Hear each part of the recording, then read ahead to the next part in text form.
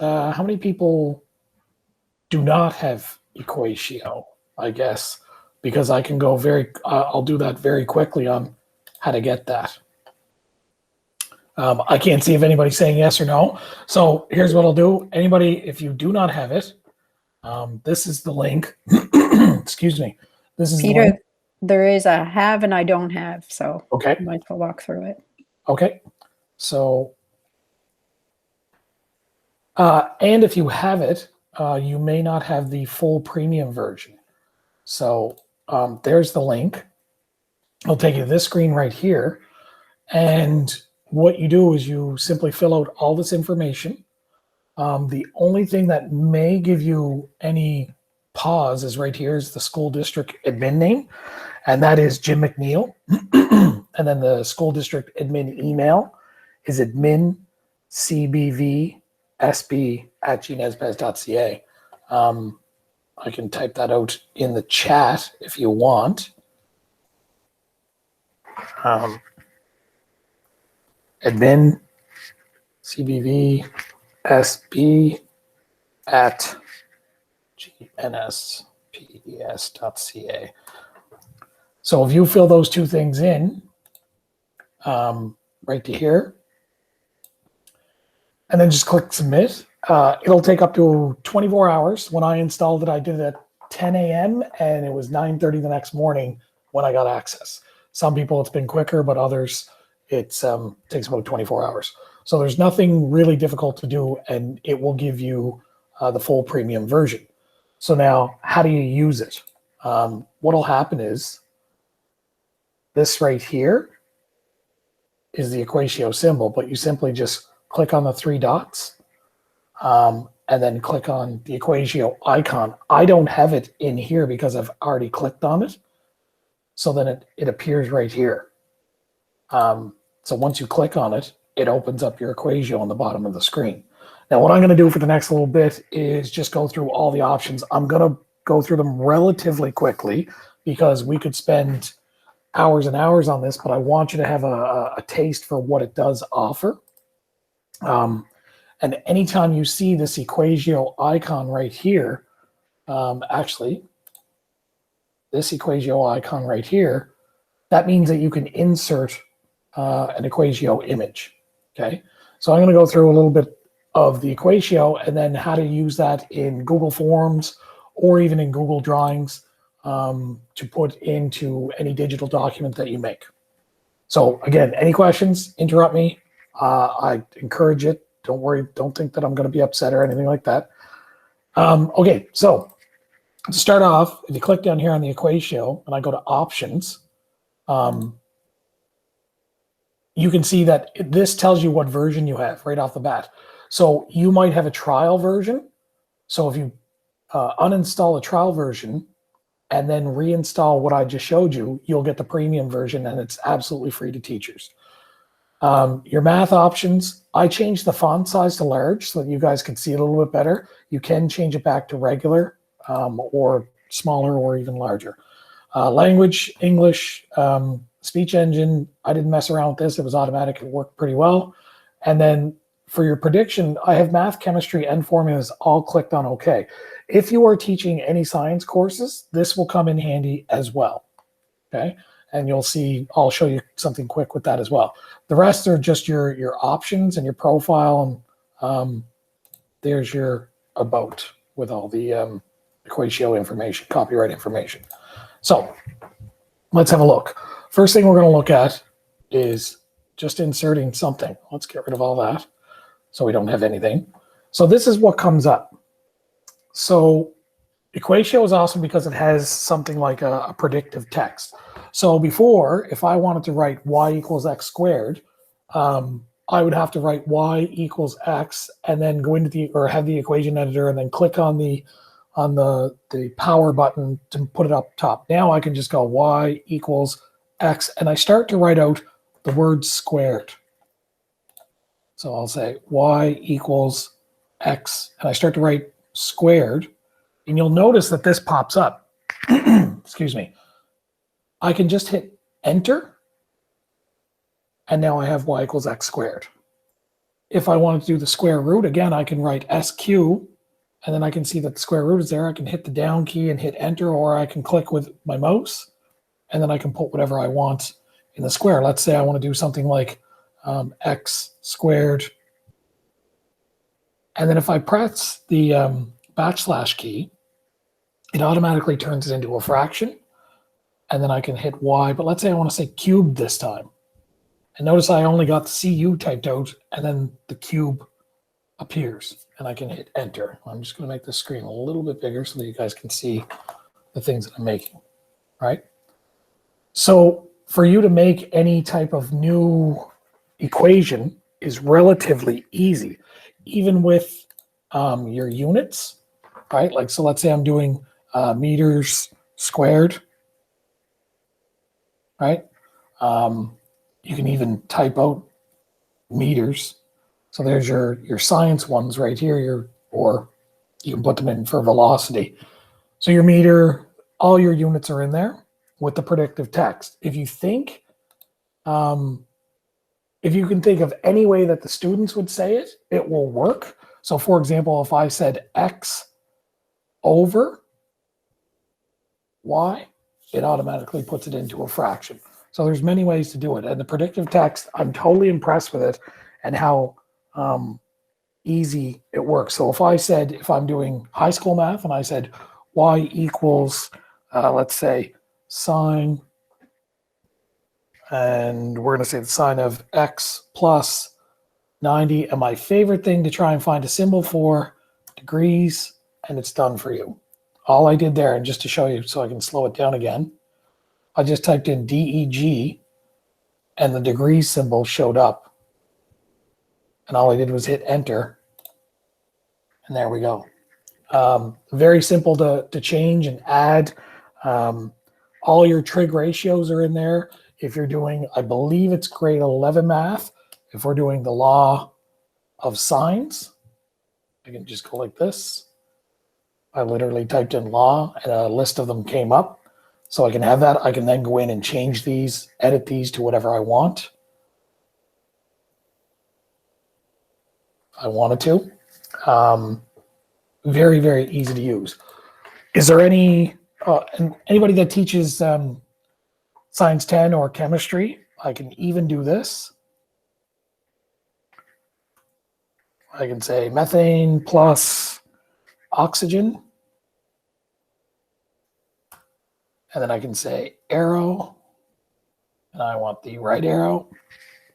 And methane and oxygen, of course, give us carbon dioxide and water. And that works for all the chemical formulas because we've already agreed back at the beginning when we did this to say that we wanted the chemistry in there. So that's science, not math, but even though they're STEM, they go hand in hand. I just want to show you that very quickly. So to do all those with the predictive text makes it so easy. Now, there's a number of shortcut keys that I have in the slideshow that can, you know, like for example, if I press Shift Enter. So let's say I had just something simple. Let's go -3x. Whoops. So if I said y equals -3x plus 4, let's say, and I want to show changes that I'm making to that, I can hit Control, Shift, and Enter, and it shows me the same line. So if I'm showing that I'm manipulating, what I can do is have the same line and then just go add in, and add in, subtract 4 from both sides. And then I can, again, copy that line and go down to save yourself a whole lot of typing. So the next thing, I'm going to jump around a little bit on this just because I find the flow down here doesn't really work. In the equation editor, there are a number of options. So if you click on the 3 dots with the more, you have right here, you just have your basic, you know, your bold, your italics. This is your general features, right? Your strikeout, your square root, you can get square root so many different ways in this. It's actually kind of funny that I find that they even have this here. Your next is your symbols. Again, the predictive text will find a lot of them quite easily, but if you're looking for something in particular, you can find them in here, your greater than, less than, your arcs, all the things that you need for doing any type of mathematics. All these symbols are in here and they're right here available. The next one is the layout. The layout is great for, I mean, there's your basic subscript and superscript, but matrices, which I don't think we do anymore, but back in the day, this would have been awesome.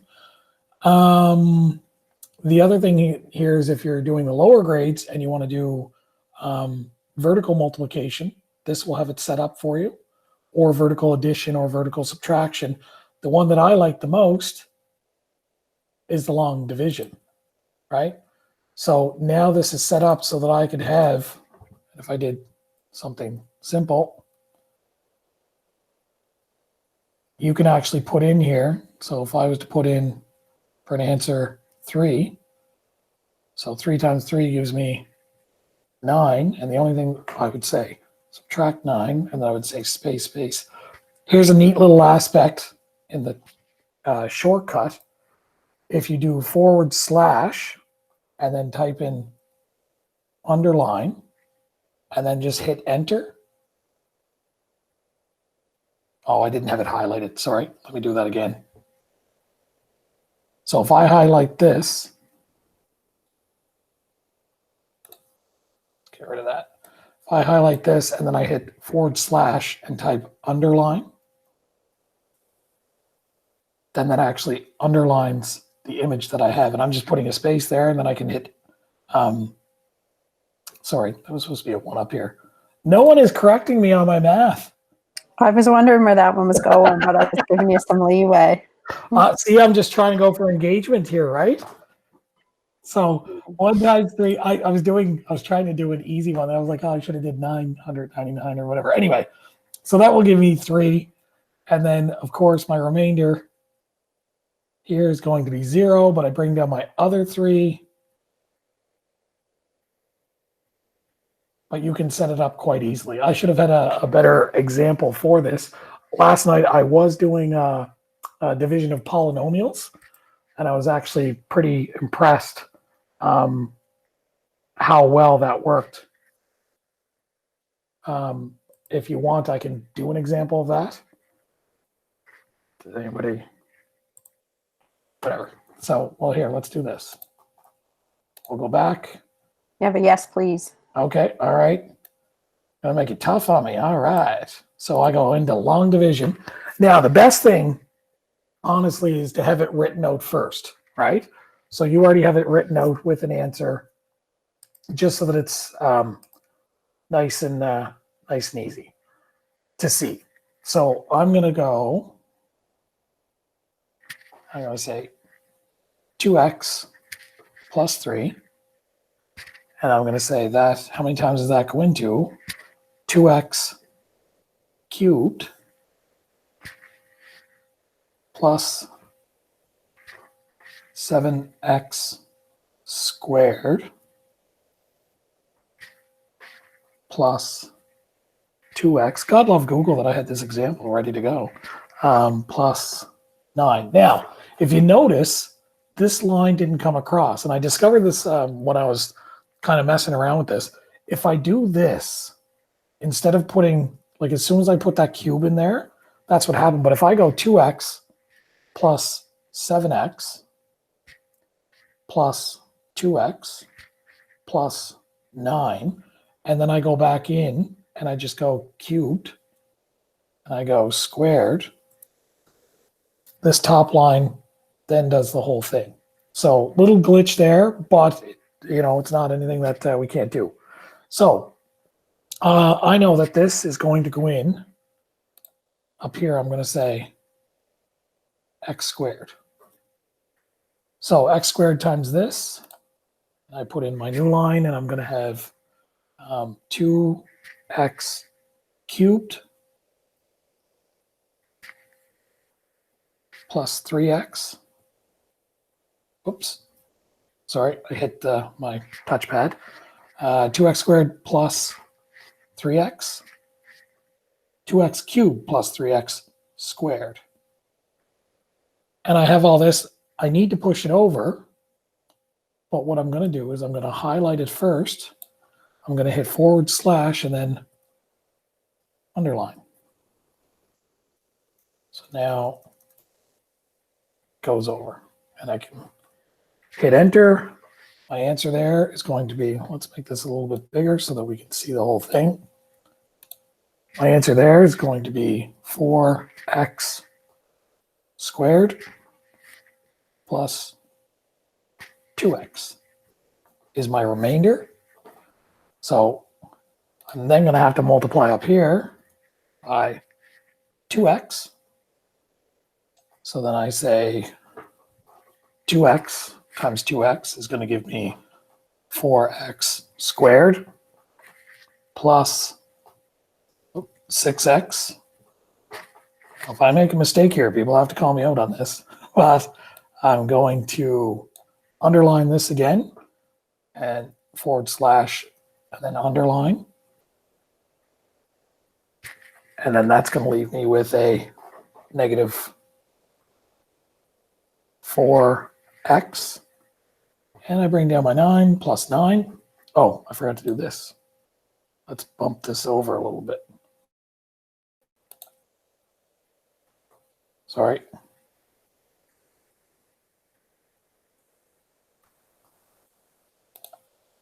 So that it's lined up.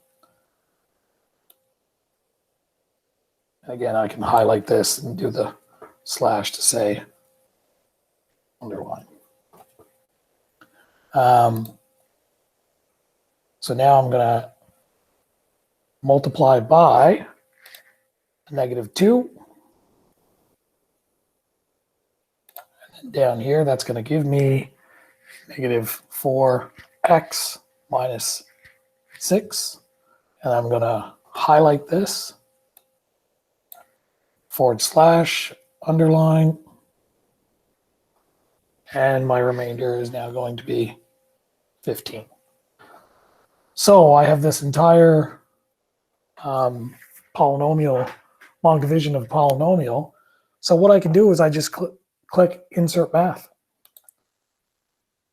And you can't see in the background, but it's doing its little thing here. I'm going to close this. You see that I now have this as an image. The only thing that I notice is right there, it's a little bit broken, but that's because I did the 2 separate underlines. Now, here is the biggest downfall that I have with this program. Excellent program. This is the only little con that I have about it, but it is what it is that this is an image. I don't edit this anymore. However, I did find a way by messing around with this, how I can edit this. It is an image, but if I click on Screenshot Reader, all I do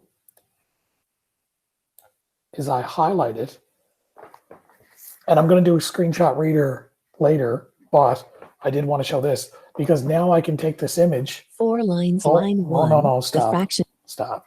Okay, we'll do that in a minute, but I want to do Edit with EquatIO. So if I click Edit with EquatIO, it takes this drawing and it then puts it in here. Now, if you notice, it's a little messed up, but I did just discover this the other day while playing around with it. So you can edit it a little bit, but there are catches. Because that seemed to be, an issue that some people had. Right, exactly. And it's not perfect, Yeah. but you can take any equation and get the reader to do it, not just something that you made in EquatIO. At the end of the day, you have to recognize that these are drawings, like they're non-editable images. Yeah. Yeah. Okay, so that's there. Are we cool with the long division? I know I kind of messed it up there with at the end, but so we can. That's just with where was I? Oh yeah, right here. I was in the layout. So there's all kinds of different layouts that you can use. Your partial products are in there. Long division, subtracting vertically. So there's all kinds of stuff. The next one Is your Sorry, Yep. Pete, there's a question. Brittany go ahead. just asked, is it editable with latex instead, or is it clearer using it over the text option? Also, do the images sit nicely in tables? Are the two So- things being Yeah, presented? okay, so the image one I'll answer first. Depending on the size of the image that you make. So if you remember back in the beginning, I put it as large, the font size. If I go to my options, I have it as large. If you have it as regular, it's smaller. And then if you try and do this, so if I take this image and I try and expand it, with the small text, it gets quite grainy if you try and enlarge that, right? So when you put it into a table, it depends on what size font you start it with and what size you're trying to make it.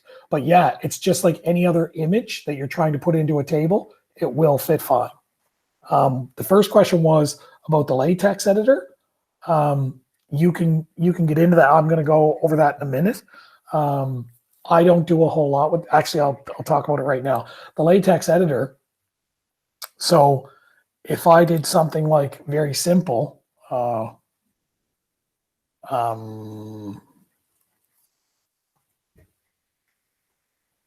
yeah, even something as simple as that. You see the latex editor. It gets into the programming, into the code for programming language. I'm not into that. I'm not as proficient as I'd like to be in that. So this isn't something that I'm familiar with. It's a great way that you could learn to use it. But yes, you could edit with the latex editor in there. That is an option. So then back to here. So this is your formulas. Any formula that you can think of, I will bet money on it that it's in here. Your volume of your spheres, your volume of your pyramids, all this stuff, it's all here, right? So if I'm just starting and I'm like, okay, I'm going to start a question and I go area, they're all there, right? So I can do area of a trapezoid instead of me having to write all that out. I can then hit the Control Shift Enter and it brings it down and I can now substitute in my values without too much of a worry, right? So that's for that. And then the last one is your favorites. I have the quadratic formula as a favorite. This one I shouldn't have as a favorite. It was something that I did by accident. Anyway, so if you have formulas that you're using quite a bit, you can put them under your favorites tab, which would be right here. You can also, if you wanted to, change the text color. There's not a whole lot of options, but there's enough to change it so that if you want to have the question in, let's say, black and then your answer in red, or if you want to, whatever, however you want to do it, or you could put a wrong answer in there and ask the students to correct it. You could have it in red, however you want it. It's entirely up to you. So there's all kinds of stuff here. So let me just delete all this. The next one, I'm going to try and keep pace with this, is the handwriting, or the handwriting. So this may be a little bit slow with so many people on the call, but I have a touch screen. You can use your mouse to draw. I have a touch screen. You can use this on an iPad if you want. And if I write something very simple and I go y equals 3x plus 4, see over the side, it comes in. I'm quite impressed with how well it recognizes stuff that's not even close. Like that plus symbol is not very close. Let's say I didn't want it plus 4. I can do this.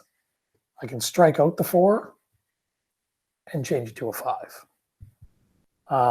You can, if I want to add another line to this, I can just click over here and then hit enter, and then I can start with a new line.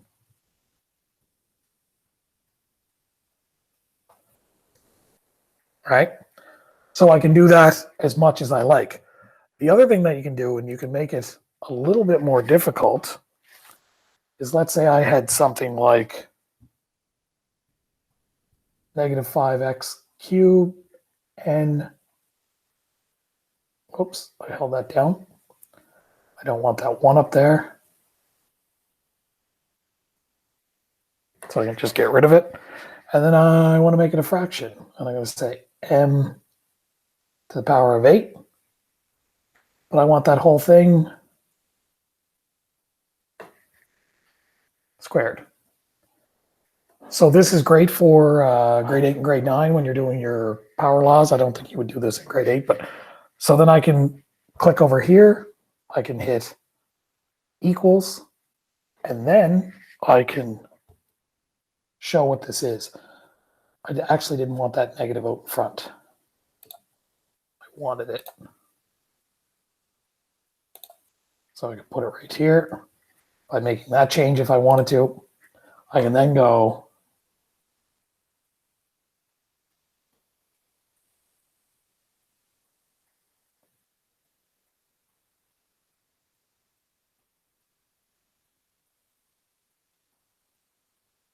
and sometimes it actually does it very quickly. There'll be times you'll do it and might not catch what you want. So you can simply, like my M might come up as something else. I can just put a line through it and then redo it. All right. And then again, I can click over here. I can start a new line if I want, and then start writing however I want it. So we're good with the handwriting recognition. I'll take nothing as compliance. Pete, did you say you used a stylus for that? I missed that. Nope, that was my middle finger that I was typing with. Was it okay? Only because I use my index finger to keep my middle finger steady. Okay, good. But those pens that you get, Yeah, with the stylus end, you can use those too. Right. If you're even more advanced and you have an iPad with one of the fancy stylus, those are excellent. yeah. And make things much easier. But you know, it's like I said, I'm just on a Chromebook with a touchscreen, and I Right. was just writing it like that. Perfect. Okay, so the next one. Peter Chad asked, sorry to interrupt. No, that's Chad okay. said, how do you install on an iPad? So How do you install the? I would say go through the same thing. Yeah. I haven't installed it on an iPad, but you would do the same thing. See, the problem with the iPad is you're using Apple technology with Google software, kind of thing. It still works, but it's not the best. and it's Chrome based an extension, so you can go that route, Chad. Yeah. So if you go through your GNES and you do it that way, it still will work fine. You're just doing it on your iPad. But I think there's also the EquatIO app, if I'm not mistaken. I am going to show you this right here, how to use it mobile. I will show you that in a minute, which is actually super neat at how easy it is to use the iPad. I just wish you guys could see what I was doing with it. But anyway, let's do the voice recognition. Hopefully I can speak and it will work. Peter, sorry, can I interrupt just for a quick Absolutely. question? Yeah. I was on a little school Chromebook a few minutes ago, and I was not getting any of the chat or the people comments coming up. So then I just shut her down and flipped over to my Mac. And I'm just wondering, did I have some? I went through my settings and I couldn't figure out why I wasn't seeing any of the chat comments. I don't know. Okay. You may. I don't know. Did you? This is going to sound silly. Did you click on where it says chat? Chat. Oh yeah, a couple of times. Okay. And I tried to type messages and they weren't going out. Okay. I know that has happened to me before, but I logged out and just logged back in, and it was fine. Yeah, okay. I just switched over to another computer. Okay, thanks. I just thought maybe I had something in settings that I couldn't find. Nope, that's totally fine. No, Yeah. perfect. And actually, I just highlighted this. This little guy right here will show you that your math is good. And if your math starts to get somewhere where it's not working, he will turn yellow. And then if it doesn't work, it will be red, which is kind of neat. So I'm going to try to do the speech recognition. It'll do easy stuff. If you just click, and if you guys, it will pick up all kinds of words. So just to show you, I'm going to start recording, and you notice that the words are coming up here, but none of the equation is coming up here, except for the 2 plus, like this. So let's get rid of all this. So it recognizes math words, but it only picks it up. So if I say y equals 3/5 x subtract 3, now the only problem that I have with this is the x changed to a multiplication x as opposed to the x that I wanted. So there's little things like that that will happen. I could do something, area equals pi r squared. And you notice at the beginning, so if I said A, and it's going to make a liar out of me. I love some of the words that it picks up. Nope, not clogged arteries. Anyway, the speech to text, I don't know if it's because of my voice or because it's I'm from Cape Breton. I have no idea. But some of the words it picks up, it has difficulties with. Some of them picks up well. So I'm going to try one more. 25x squared, y cubed. So again, it changed that x to multiplication, which I don't like. But let's try y equals sine squared, bracket, x minus 90 degrees, close bracket. Now, if you notice there, it had the multiplication x, but then changed it back. So there's little things that we'll do to it. It's a great little tool, I think, for students, even the practice of saying the words and then making sure that it's typing it out properly might be a neat little activity that they can try. But there's all kinds of different things that you can do with.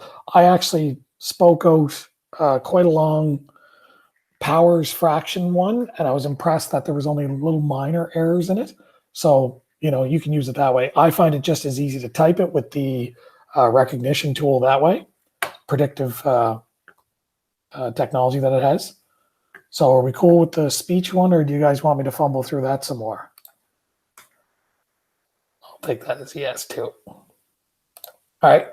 So then the next one that I do want to do is the graphing editor, and I will. So again, I'm doing them a little bit out of order, but so the graphing editor, this one here, we could spend all afternoon doing this one alone. There are tons of things that you can do with this. This actually uses the Desmos program. You can see that. It's completely compatible with the two of them. So you can do something simple as y equals 1/3 x minus 2. And I can go over here and I can put in a new graph, but I can go over here. I can change the settings of what my graph looks like. I can put in a new graph, y equals x squared.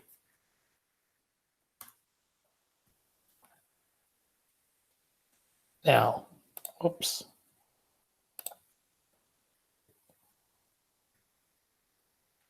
So what happened there? Why isn't it fixing it?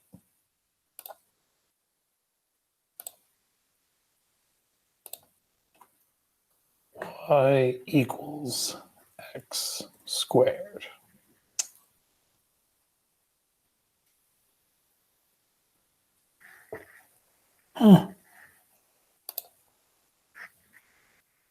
There we go. I knew that. Because I had the arrow still up there, it wasn't recognizing that the X was done. So I can now change, just to differentiate between the two, I can change the color, but it's going, I can go under options, change the color. So I want my quadratic to be blue. I can change the thickness of the lines. Here I can zoom in, or I could zoom out. I can go in and change what we see. So I do tend to change this quite a bit because I don't like the, I just want the one square, not the minor grid lines. So I just want this to go from, let's say, -5 to +5. And I want it to go up by 1. And my y-axis, I'm going to go from, say, same thing. And I want it to increase by 1 as well. I can also change it to degrees, radians. The other thing that you can do is you can square it so that you don't have those rectangles. So it makes the grid for you so that you have nice squares there. The other thing that I'm going to show you, because I know that this is probably a lot, if I did something like this. So let's say I said,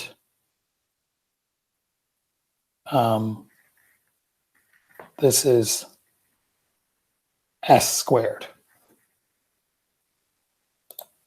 So now what I can do, this says s equals 1. I did it again. Well,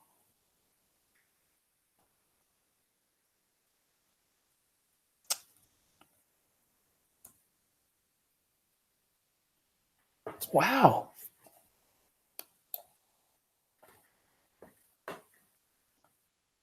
Things that work perfectly the night before when you're testing it out, right?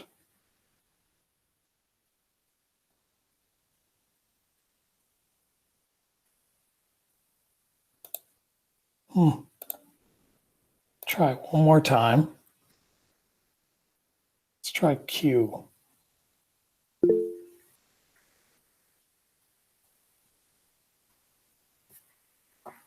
Nope. This does not want to be nice to me at all. Okay. So the other thing that I can do. Peter, there's a comment there about you had, Brittany says, get rid of line 5, etc. It's forcing it to equal 1. There you go. Okay. Yeah, So I can do that. S equals 1, your Q equals 1. If you delete the two of them, you're going to be fine after that. Yeah, Okay. I didn't see that. Yeah. So this is what I'm showing here. If I put this in, I can say, okay, I want to change what happens when I change my y-intercept value, right? And I can hit play and it will show you as the value increases and then as it decreases, what happens to the line. And then I can do the same thing with the slope. What happens as I change the slope, right? If it's a negative, you notice that the slope starts and you can put it to whatever value. So the negative slope is decreasing, positive slope is increasing, and you can do that with the quadratic as well. I found with the quadratic, it was really neat if you're using transformational form to see how things work. So if I said,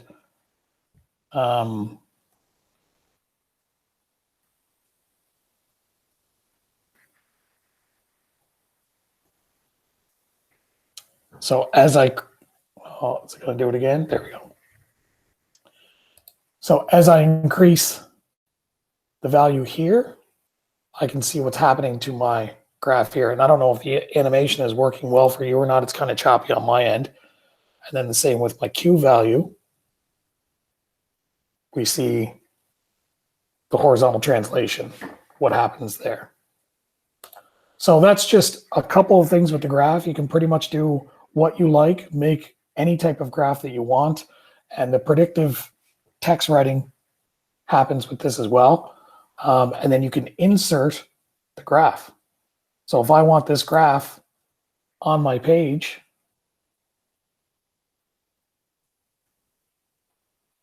I now have this graph. And this is where you can change the size of it here, that you only want the graph to be so large, right?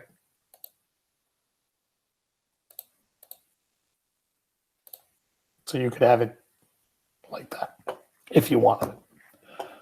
So that's the graphing one. Are we good with that? I mean, again, we could spend all afternoon on all of these. I'm just wondering if there's anything that people wanted to see. You know, your sinusoidal functions work amazing in this. You can do those quite easily. We could go 1/2 sine. Let's go x plus 45. Whoops. And then you can go in, if you wanted to, you could have x plus pi, and you can change it to radians. Oh no, it is in radians. Sorry, the first one I should have had is degrees. Anyway, you can go in and change it how you want. You can make whatever graphs you want with labeled, so it does them quite quickly and quite easily. So now I want to show you the mobile tool. So So when I click on this, what happens is this comes up. Now, what I'm going to do, try and do it so that you guys can see what I see. And so all I'm going to do is I'm going to scan that QR code right here with my camera iPad, and it brings up, now, here's going to be the crappy thing. It's going to bring up the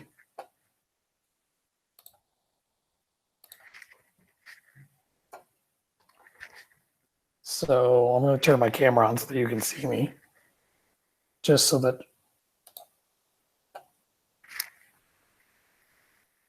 why is there no active? Okay, so because I haven't used this, sometimes you have to refresh the document.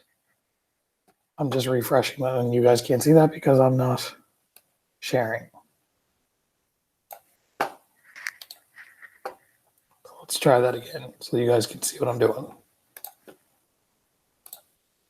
And everything is super choppy, but we're going to try it again.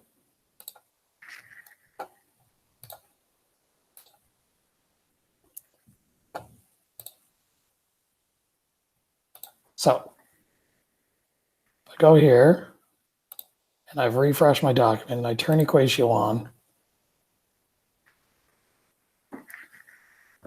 And I want to do the mobile.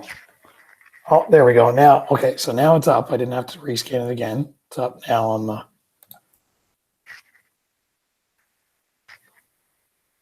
So.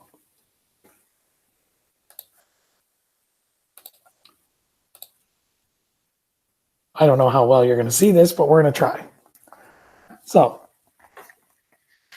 This is the screen that comes up. And it says, you know, untitled active document. So I click on that. And then this comes up. Nice blank screen. So I'm going to take this, which is just something that I wrote out, and I'm going to take a picture of it.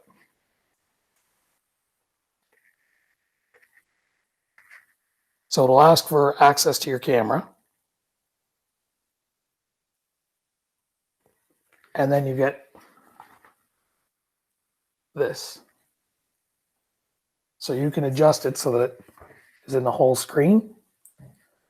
And all I do is hit the check mark and then save as math. And it turns that photo into the text, which I can then hit the button to upload into the document, which I'm going to have to present with you again.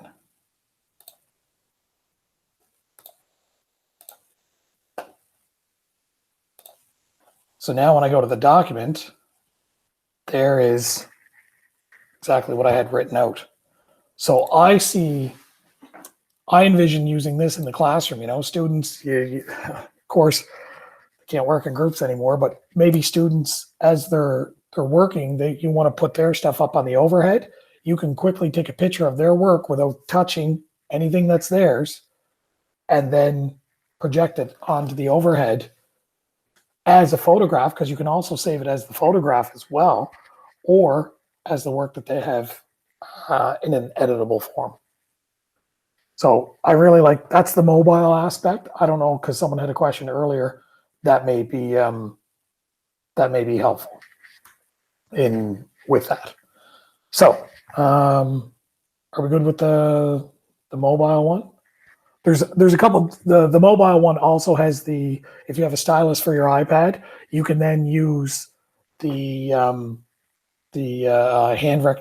handwriting recognition tools there, and the voice to text speech input is there as well. So if you have a really nice stylus for your Apple product, you can actually use it, and it will go directly into your document that you have available in front of you. Then the next one I already showed you very quickly, which is the screen capture one, or screenshot reader. I'm not going to do this whole thing. Well, actually, no, you know what? I will do the whole thing. This one here, it reads it, but the more complicated it gets, the reading is not near as, it doesn't flow as well the more complicated it gets.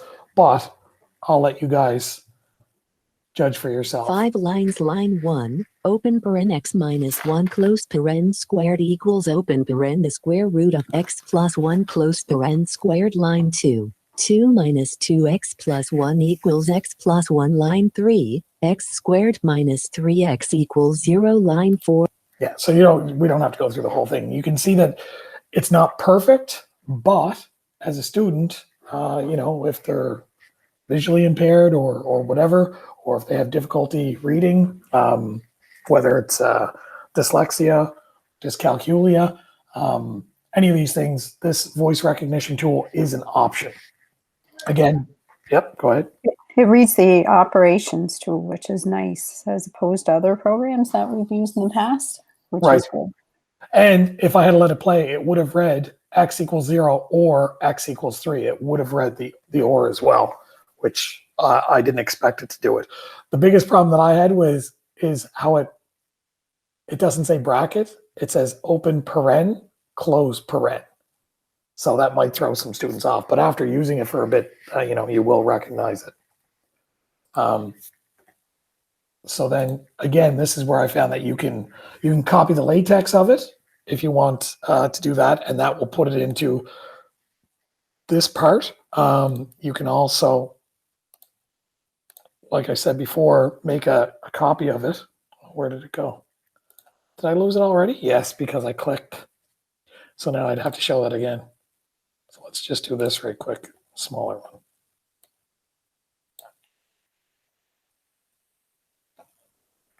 Because it takes a while to process, and it's funny, it's much faster when I'm not on a Google Meet, how quickly this does run. X squared. Okay. So I can copy, edit it with EquatIO, so this will take this, like I already showed you earlier. So we can make this image editable, kind of. Are we good with that? And then, I guess very quickly, the STEM tools. I will show this very quickly. Oh, that's new. This was not here like 2-3 days ago. Okay, so this right here, periodic table. This is excellent for those of you who are teaching any type of science course. Click on it. There's everything that you need. Even gives a picture of what it looks like. But there's your periodic table made available. The other thing here is the scientific calculator. Again, anything that you need in the calculator, right there made available for you. Not as good as the TI-84 app, but it will do in a pinch. The molecular molecule, I have no idea what that is because I haven't used it. So I'm probably, after we're done here, I'm going to mess around with that just to see what it does.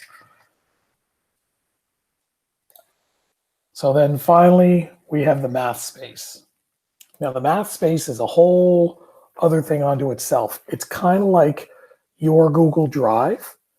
You can incorporate it into having students in it, whatever. I wouldn't recommend that because I'm not too sure with how much it fits with the PITPA laws, with student privacy and whatever else. So I would use it to create things. I wouldn't go to the actual domain where it's housed to add students into it. I would just add that into my Google class. So from here, you can create, all your tools are the same, but now you have these two new ones. So your shapes, you can create all kinds of basic shapes, right? Circles, squares, rectangles, triangles, trapezoids. Then there's more shapes, and this gets into anything from your Canadian money to your tangigrams, your pattern blocks, something as simple, you're trying to make up a practice sheet question or whatever, or you're doing it on the overhead. And for those math teachers who always apologize before they draw anything and say, I'm not an artist, you are now an artist because you drew this so excellent. And you can project that onto your board, and you can add in whatever values you want. You can even add the values in right now if you wanted to. There's all kinds of shapes here as far as manipulatives go. All your three-dimensional shapes are there. Your 10 frames, your base 10 blocks, your counting rods, your basic nets for shapes. Now the cube net, unfortunately, it only has the one. You can't change it so that, I think there's 11 different patterns of that fold up into a cube. You don't like the color, you can go in and change that. And then that's what I was going to show with your base 10 blocks. So you can do 2-dimensional or 3-dimensional if you do the 3-dimensional ones. Pete, there's a question there. Can you add in a vertical height in your pyramid? Yep, you can. So I do it with just your tools. So I would make a line.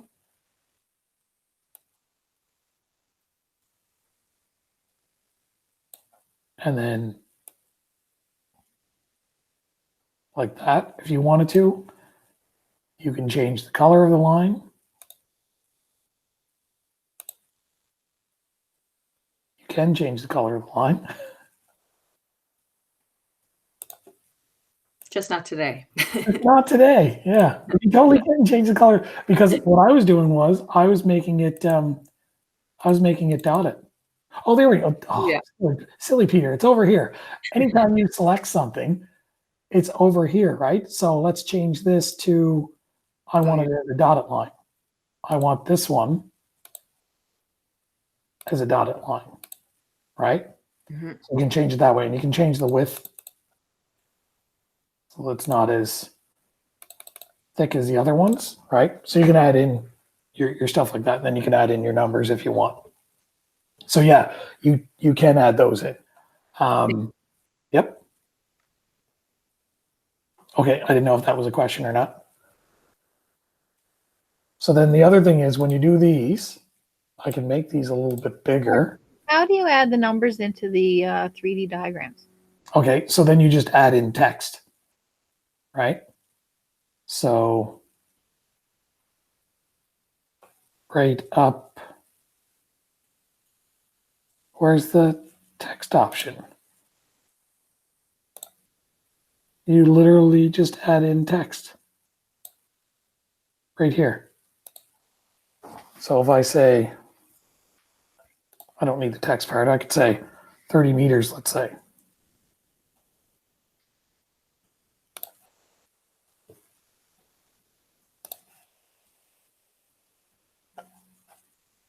So then I take that and I can resize it so that it fits.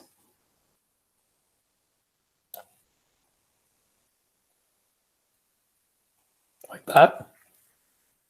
Is that what you meant?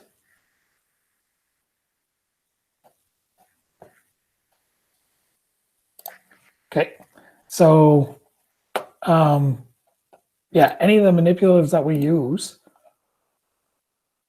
they're all here available. If you're teaching, you even have your Venn diagrams, your distribution curves, your algebra tiles are here. If you don't like the colors, you can change the colors so that they're the green and the red that or the green and the orange that we're used to, right? So you can very easily go in and change this to a green color, right? You can change them to white or to red or however you want. If you just want this one because it's x squared, and this one because it's x, but this one you want as the orange color, you can do that. Or is that one gray? Anyway, you can change them to whatever colors you want to fit with what you're used to, or you can change it up. So that's with your set tools that are there. They're all there. They're all available.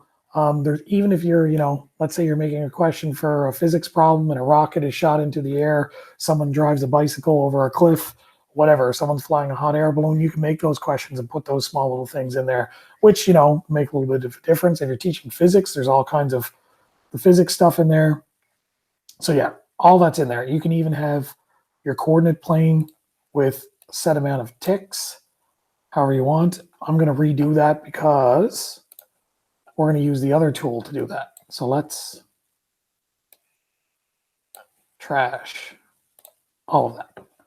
So now we can use the smart shapes. Now the smart shapes, also in here are number lines, but we can make our own number lines, right? So let's do this. I don't want it as a dotted line. It's still keeping it from the last one. I want a solid line. And I want to start at -5, and I want it to go up by ones, but I want 10 segments. So I can have from -5 to +5. But again, I want a solid line, but it's not letting me do that. There we go. Huh. The other thing is I put the placement on the bottom. That's bizarre. Let's try that again. It's funny, the issues that I've had today, I've never had before. That was weird. Anyway, so I want 10 segments, let's say, in my number line. And I want to start at -5. You can input those if you want. I'm going to put my number on the bottom. Now, of course, you know, we're not always going to be going up by ones or whatever. We might even want to have the steps as half. Oops. So we can see that it's going up by halves now. You can't put fractions in there, but you can put decimals in there. If I wanted to go up by tenths, I'd have to do that. I want it to start at 0, and I want it to go up by tenths. So you can manipulate you can have a number line to have whatever you want. That's with your smart tools. Very easy to use as far as that goes. So let's get rid of that. We also have, I don't think I'm going to go through all these. I'm just going to show you a couple of neat little tricks. So I can make a protractor, but I don't even want the protractor. I'll show you what I want. I want to do a full 360 degrees, but I don't want degrees. I want radians. And I now have a unit circle pre-made for me. There you go. You need a unit circle nice and quick to have up on the board for the students. If you're doing work with the unit circle, there it is right there. If you're just doing, you could have it so that it's only showing whatever degrees or radians you want. You might only want to show, you know, every 90 degrees.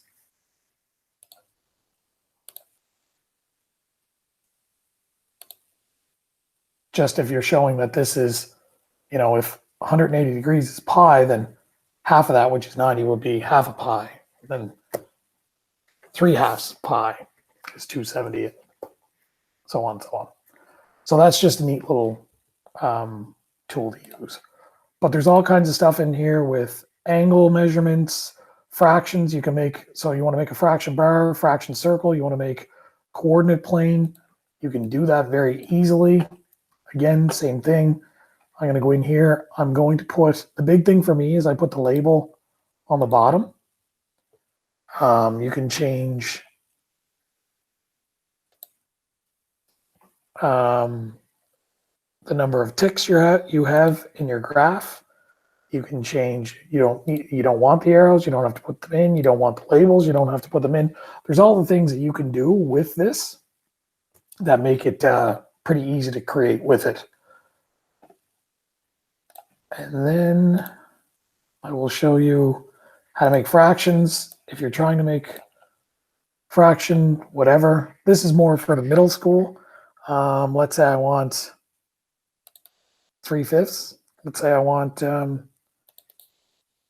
3/8, right? Let's say I want 4/8, and I want to do this. I can copy this, so I can either click the copy button or hit Control-C. Wow, I don't know why that did that.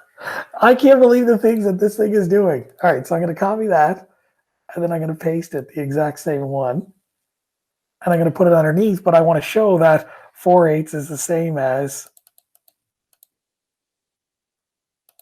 2/4, or I can show that it's the same as 1/2. I can show that they are equivalent fractions, so you can get into that. If you don't want to work with the paragraph, or sorry, the fraction bar, you can use fraction circle, which will make it Again, just as easy, however many pieces, line segments you want. And then however many you want filled in. And again, you can change the color and whatever else. All these tools here, you can do angle measurements, right? You can change this to what you want, increase the angle or decrease the angle, show it in radians, right? So if you're showing students, whoops, 60 degrees is actually equivalent to third of a pi, and we can do that. There's all kinds of tools in here. Is there any questions with any of that? Wow. I don't know if I put everybody to sleep or everybody's awestruck. Definitely awestruck. All right. Thank you for some of it coming. I would have been happy with someone snoring. It's tough when you can't see or hear anybody. Hey, Peter. It is, yeah. So that's EquatIO, and like I said, we could spend all day with that. There's all kinds of components that you can use. The best part is it's a great tool and it's free, and it works very well with your Google Docs, right? So I'm going to go back. Yeah, so you guys can see all this. So you can easily input things into a Google Doc, or you can easily put them into Google Form. You want to do a quick assessment where you don't have to collect papers, because I don't even think we're allowed to do that yet. I don't know. Plans are a little bit vague on what we're allowed and not allowed to do. So you want to do it digitally. Students have access. You say, okay, you're going to take your test at home, or you're going to do this assignment at home. You can actually have a way to assess your students using, your Google Forms. Everything here I made with using EquatIO. Right? So all of these you can have in your Google form.